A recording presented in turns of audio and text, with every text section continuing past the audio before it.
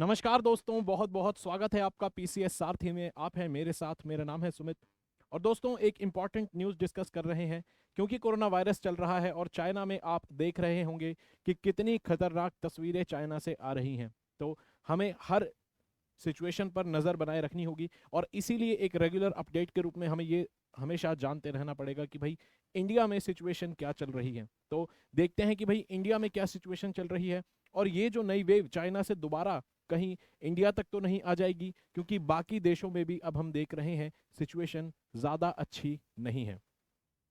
तो देखते हैं क्या यहाँ पर एक्सपर्ट्स कह रहे हैं और इंडिया के बारे में सिचुएशन कैसी है, यहाँ पर बात करते हैं। तो इंडिया के जो हेल्थ मिनिस्टर हैं, उन्होंने ऑलरेडी जो स्टेट्स हैं उन सभी राज्यों को ये कह दिया है कि भाई आप क्या करिए, वायरस का जो जीनोम सीक्वेंस है उसको एनालाइज करिए और जीनोम सीक्वेंसिंग करिए। यानी कि वायरस का जो जेनेटिक मटेरियल है, एक वायरस का जेनेटिक मटेरियल डीएनए भी हो सकता है और आरएनए भी हो सकता है। तो यहाँ पर आप क्या करेंगे, वायरस का जो जेनेटिक मटेरियल है आप उसको एनालाइज करेंगे, उसमें कहीं बदलाव तो नहीं हो रहे हैं। क्योंकि अगर वायरस का जेनेटिक मटेरियल बदलता है तो उसके क्या होता है, उससे वायरस जो है ज़्यादा पावरफुल बन सकता है और वो एक समय ऐसा भी आ सकता है कि वो हमारे इम्यून सिस्टम को तो चकमा दे ही दे, साथ में जो वैक्सीन से इम्यून सिस्टम हम डेवलप करते हैं अपने अंदर, वैक्सीन्स को भी चकमा दे सकता है और फिर वो एक बड़ी परेशानी खड़ी कर सकता है। तो इसीलिए जो हेल्थ मिनिस्टर हैं उन्होंने राज्यों को जीनोम सीक्वेंसिंग का आदेश दे दिया है। और उसके अलावा उन्होंने एडवाइस ये भी दी है कि भाई लोग अब दोबारा से मास्क लगाना शुरू करें और साथ ही में सोशल डिस्टेंसिंग का पालन करें। तो इंडिया के लिए अभी फिलहाल यहाँ पर आप देख सकते हैं कि एडवाइजरी जारी हो चुकी है सरकार की तरफ से, और राज्यों को भी ये बता दिया गया है कि उन्हें क्या करना है, वायरस पर नज़र रखनी है, कहीं उसके अंदर बदलाव तो यानी कि उसके अंदर म्यूटेशंस तो नहीं हो रहे हैं। और चाइना की अगर बात करें तो चाइना में आप देख रहे होंगे इस समय रोज़ 5 लाख से भी ज़्यादा केसेस आ रहे हैं। बहुत ज़्यादा भारी मात्रा में चाइना में केसेस आ रहे हैं। और उसका कारण क्या है, ये जो सिचुएशन चाइना में बनी है उसका कारण क्या है। चाइना के अंदर दोस्तों पिछले 2 साल से ज़ीरो कोविड पॉलिसी को फॉलो किया जा रहा था। लॉकडाउन का पालन बहुत ज़्यादा स्ट्रिक्ट तरीके से किया जा रहा था और फिर वहाँ पर लोगों ने प्रोटेस्ट करना शुरू किया। तो लॉकडाउन का आपने पालन तो किया, जीरो कोविड पॉलिसी को अपनाया, लेकिन आपको फेज्ड मैनर में उस लॉकडाउन को खोलना भी चाहिए था। यानी आपको सिचुएशन को एनालाइज करना चाहिए था और उसके बाद धीरे धीरे एक एक स्टेप में आपको सिचुएशन को नॉर्मलाइज भी करना चाहिए था। लेकिन चाइना ने ये नहीं किया। लोग प्रोटेस्ट करने के लिए फिर सड़कों पर उतरे, तो यानी कि वहां पर फिर से भीड़ इकट्ठा हुई और उसके बाद आप देखेंगे कि चाइना के अंदर फिर से कोविड दोबारा फैलने लग गया। अब इसका मेन कारण ये है कि लोग जीरो कोविड पॉलिसी को फॉलो फॉलो कर रहे थे और लॉकडाउन पूरी तरह लगा हुआ था। तो लोग जो है वायरस से इन्फेक्ट नहीं हो पाए। चाइना में कोरोना जैसे इंडिया में फैला था उस 2021 में, उस तरह से चाइना में नहीं फैला। तो लोगों के अंदर एक वायरस को लेकर जो नेचुरल इम्यूनिटी होती है वो डेवलप नहीं हो पाई।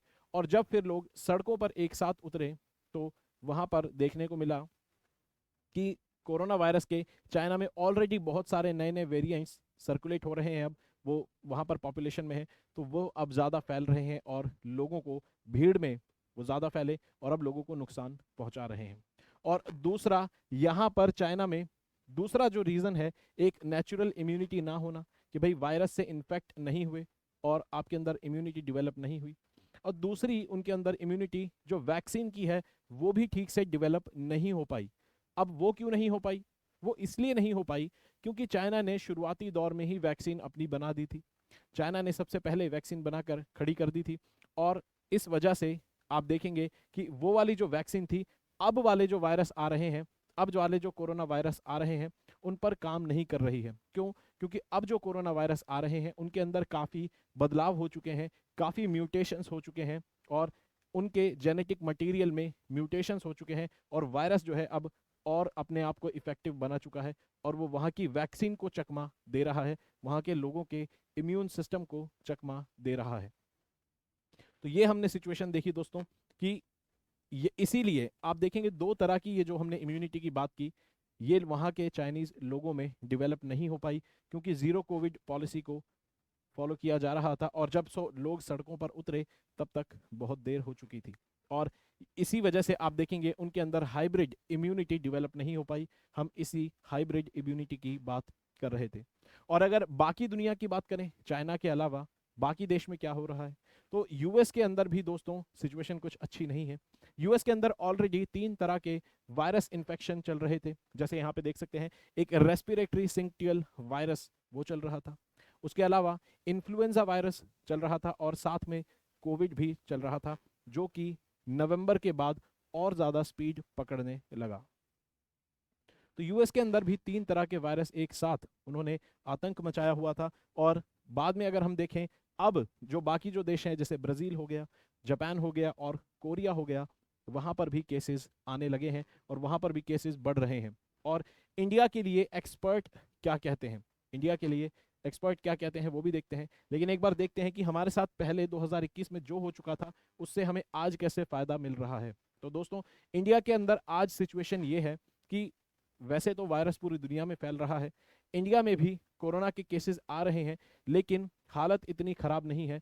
और क्या हमें चिंता करनी है ये भी जानेंगे, लेकिन फिलहाल हालत इतनी ख़राब नहीं है। केसेस आ रहे हैं 201 के आसपास डेली अभी केसेस आ रहे हैं, जो कि 23 दिसंबर तक रिपोर्ट किए गए थे 201 केसेस। और आप जानते हैं 2021 में इंडिया ने एक डेल्टा वेरिएंट की, कोरोना वायरस का जो डेल्टा वेरिएंट था वो इंडिया में उस समय चल रहा था। इंडिया में कोरोना वायरस का डेल्टा वेरिएंट इंडिया में चल रहा था कब? 2021 में। और इसकी वजह से इंडिया में जो ऑफिशियल डेटा कहता है कि 5 लाख लोगों ने अपनी जान गंवाई।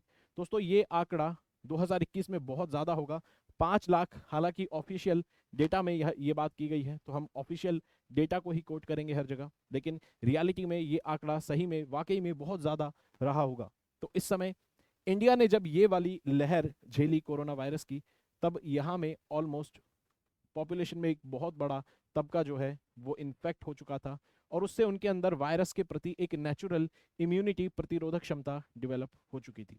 और उसके बाद क्या हुआ? उसके बाद इंडिया ने वैक्सीनेशन की ड्राइव चलाई, बहुत बड़े पैमाने पर लोगों को वैक्सीनेट किया गया। तो अब सिचुएशन ये है, क्योंकि लोगों ने यहाँ पर दोनों डोजेज लगवा चुके हैं, लगभग 70% जो लोग हैं इंडिया में अडल्ट्स, 70% अडल्ट्स अपनी दोनों डोजेज कंप्लीट कर चुके हैं। तो इस वजह से इंडिया में आप देखेंगे, एक डेल्टा वायरस की वजह से जो वेव आई थी, उस समय नेचुरल इम्यूनिटी लोगों में डेवलप हुई, और उसके बाद वैक्सीन भी लोगों ने लगवाई, 70% लोग वैक्सीनेट हुए, तो लोगों के अंदर यहाँ पर भी वैक्सीनेशन की वजह से इम्यूनिटी आई। तो हाइब्रिड इम्यूनिटी इंडिया के लोगों में आपको देखने को मिलेगी। और इस समय जो कोरोना वायरस चाइना में फैल रहा है, उसका जो वेरिएंट है, जिस वेरिएंट की वजह से वो फैल रहा है बहुत ज़्यादा, वो है BF.7। और इंडिया के अंदर आप देखेंगे कहा जा रहा है कि ये जो BF.7 वायरस है, इसका R नंबर बहुत ज़्यादा है। ये R नंबर क्या होता है? ये R नंबर क्या होता है दोस्तों, R नंबर जो है, इसका R नंबर 10 बताया जा रहा है BF.7 का, जो कि बहुत हाई है। ये R नंबर बताता है कि अगर कोई व्यक्ति किसी वायरस से इन्फेक्ट हो जाए, तो फिर वो कितने और व्यक्तियों को इन्फेक्ट कर सकता है।